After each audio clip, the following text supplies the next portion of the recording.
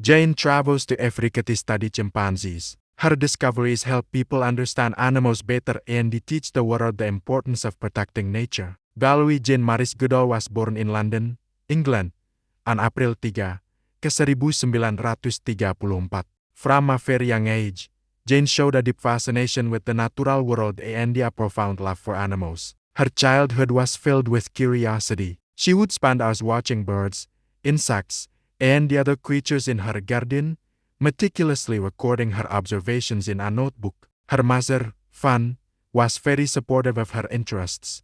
Instead of scolding Jane for bringing earthworms into her bed, she encouraged her daughter's inquisitive spirit. A pivotal moment in her childhood came when her father gave her a lifelike chimpanzee stuffed toy, which she named Jubilee. This toy sparked a lifelong passion for primates and became a symbol of her future path. Friends of the family were concerned that the toy might give young Jane nightmares, but she adored it. Jubilee sat on her dresser for her entire life, a constant reminder of the dream that began in her childhood bedroom. As she grew up, Jane's dream of living in Africa and studying animals never faded. She read every book she could find about the continent and its incredible wildlife, including the stories of Tarzan and the Dr. Dolittle. These tales of adventure and the close bonds with animals fueled her desire to experience Africa for herself. However, her family did not have the money to send her to university. Determined, Jane knew she had to find another way. After finishing school, she worked as a secretary and later at a documentary film company, saving every penny she could. The opportunity of a lifetime came when a school friend invited her to visit the family's farm in Kenya. Jane quit her job in London and, at the age of 23, embarked on a journey by boat to the continent that had so long captured her imagination. Upon arriving in Kenya in 1957, Jane was completely mesmerized by the landscapes and the wildlife. It was everything she had dreamed of and more. Eager to work with animals, she sought out the renowned paleoanthropologist and paleontologist Dr. Louis Leakey, who was then the curator of the Crichton Museum in Nairobi. Impressed by her vast knowledge of Africa and its fauna, which she had gained through years of dedicated reading, and recognizing her genuine passion, Dr. Leakey hired her as his assistant. He believed that studying the behavior of modern great apes could provide valuable insights into the lives of early human ancestors. He saw in Jane the perfect combination of patience, perseverance, and an unbiased mind, qualities he deemed essential for a field researcher. Dr. Leakey had a groundbreaking idea. He wanted to establish a long-term study of wild chimpanzees, a species that was, at the time, largely a mystery to science. He believed Jane was the ideal person for this challenging mission. However, the British authorities were hesitant to allow a young woman to live alone in the remote wilderness of what was then the Tanganyika territory. They insisted she have a companion. So, in July 1960, Jane, accompanied by her mother, Fan, arrived at the Gombe Stream Chimpanzee Reserve on the shores of Lake Tanganyika. The world of primatology was about to change forever. Life in Gombe was incredibly difficult at first. The chimpanzees were shy and elusive, disappearing into the dense forest whenever Jane approached. For months, she struggled to get even a glimpse of them. She faced physical challenges, including a bout of malaria, and the moments of deep discouragement. Yet, Jane never gave up. She developed a unique and patient methodology. Instead of chasing the chimpanzees, she would climb to a high peak, a spot she called the peak, and watch them from a distance through her binoculars. Day after day, she sat there, quietly observing, allowing the chimpanzees to grow accustomed to her non-threatening presence. Her persistence paid off. Slowly, the chimpanzees began to tolerate her, allowing her to get closer. This newfound proximity led to a series of revolutionary discoveries. One of the first things Jane did was to give the chimpanzees names instead of numbers,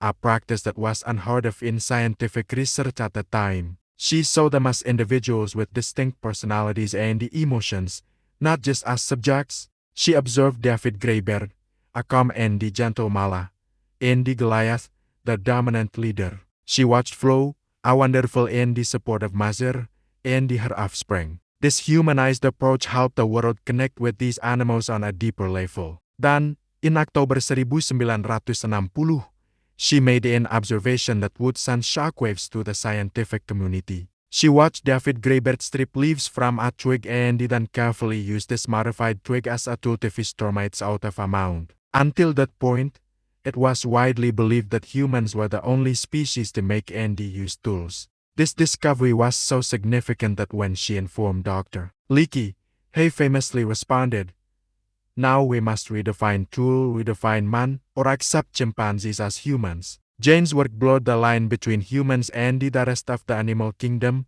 forcing science to reconsider what it meant to be human. Her discoveries didn't stop there. Jane observed chimpanzees engaging in complex social behaviors that were previously thought to be uniquely human. She saw them hunting and eating meat, dispelling the myth that they were strictly vegetarian.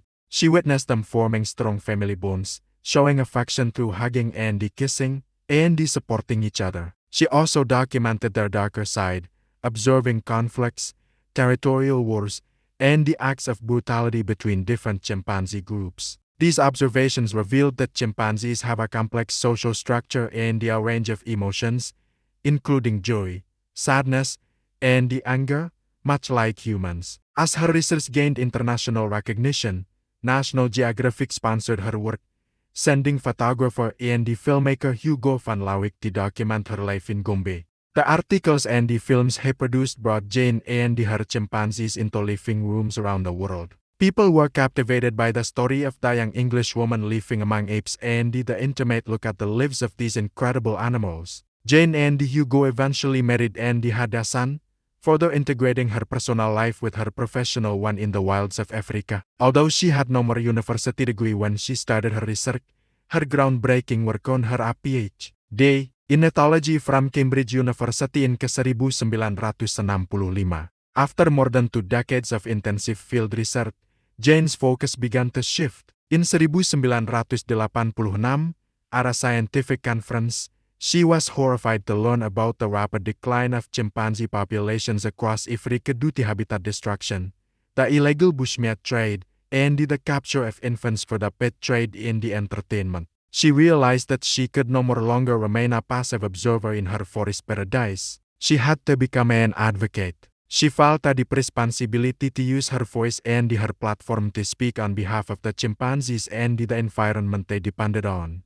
This realization transformed her life. Jane left her beloved Gombe and began a new journey, this time as a global activist. She started traveling almost 300 days a year, giving lectures, meeting with policymakers, and spreading a message of conservation and hope. In 1977, she founded the Jane Goodall Institute, an organization dedicated to protecting chimpanzees and the habitats, as well as promoting sustainable livelihoods for local communities. The Institute's work is based on a holistic approach, recognizing that the well-being of animals, people, and the environment are all interconnected. One of her most significant initiatives is Roots Than Shoots, a global youth program she started in 1991 with a group of Tanzanian students. The program empowers young people in communities around the world to identify and address problems in their own backyards, working on projects that benefit people, animals, and the environment. The name Roots Than Shoots symbolizes the power of small beginnings. Roots creep underground to build a strong foundation, while shoots, though they may seem small, can break through brick walls to reach the sun. The program's message is that every individual can make a difference and that together, we can create a better world. It has grown into a massive network with thousands of groups in over 60 countries, inspiring a new generation of compassionate leaders. Today, Dr. Jane Goodall is a global icon, a United Nations Messenger of Peace, and the Adama Commander of the Order of the British Empire. Her life as work has not only revolutionized our understanding of chimpanzees but has also fundamentally changed our relationship with the entire animal kingdom.